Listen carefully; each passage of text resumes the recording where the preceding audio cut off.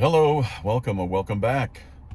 In a short video I uploaded 2 days ago, we looked at the theological impossibility of a future temple with bloody sacrifices. But today, we're going to do a little piling on. We're going to saturate the argument with a little bit more scriptural evidence that leaves no room for speculation. The question is very simple.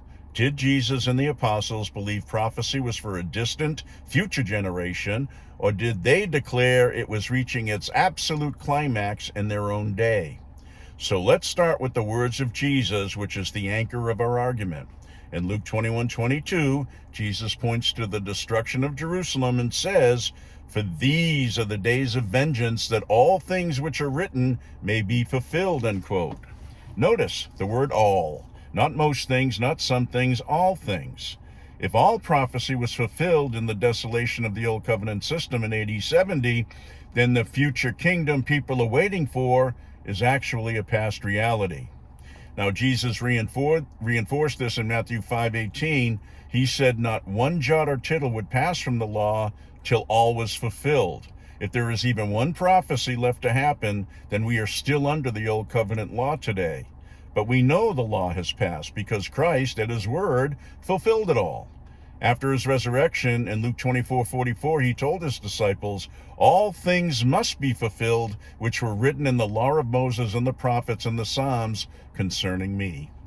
He didn't leave a to be continued for 2,000 years. He claimed the entire Tanakh, the whole Old Testament, as his finished work. Now look at the apostles. They didn't think that they were in a parenthesis or a gap in time. In Acts 3:24, Peter stands up and says, quote, "Yes, and all the prophets from Samuel and those who followed have also foretold these days." Peter told his first century audience that every prophet was looking at their first century generation, not our generation today, their days. In Acts 3:21, Peter speaks of the restoration of all things, which God spoke by the mouth of all his holy prophets since the world began. So the time frame was set, the generation was identified.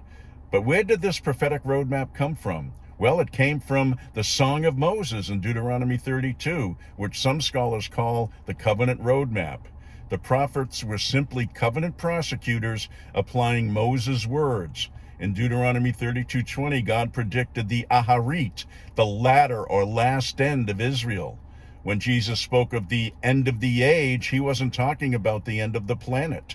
He was talking about the end Moses predicted, the end of the Old Covenant era. Moses spoke of the days of vengeance for the blood of God's servants. Jesus took that exact phrase and gave it to the Pharisees in Matthew 23 and said all the righteous blood shed on the earth would come upon their generation. And it happened in AD 70. The Song of Moses was the witness against them, and the destruction of the temple was the final verdict. Finally, look at the climax of the New Testament. In Revelation 10:7, it is declared that when the seventh angel sounds, quote, the mystery of God would be finished, as he declared to his servants, the prophets. And Paul confirms in Acts 13:29 that they had, quote, fulfilled all that was written concerning him. Now the evidence is overwhelming. From the law of Moses to the revelation of John, the Bible presents a unified, consistent message. The first century was the terminal point of biblical prophecy. There is no future 1,000-year earthly reign of Jesus from his throne in a rebuilt temple. There's no more need for shedding more animal blood. The days of vengeance are over. The all things written are finished. The king is on his throne and his kingdom is now, and we have the privilege to invite sinners into it by offering the pure water of life that flows through us at no cost.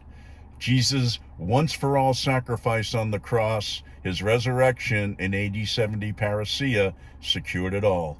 Well, that's it for today. Please put your comments and questions below. Like the video if you were in the mind to. And please subscribe.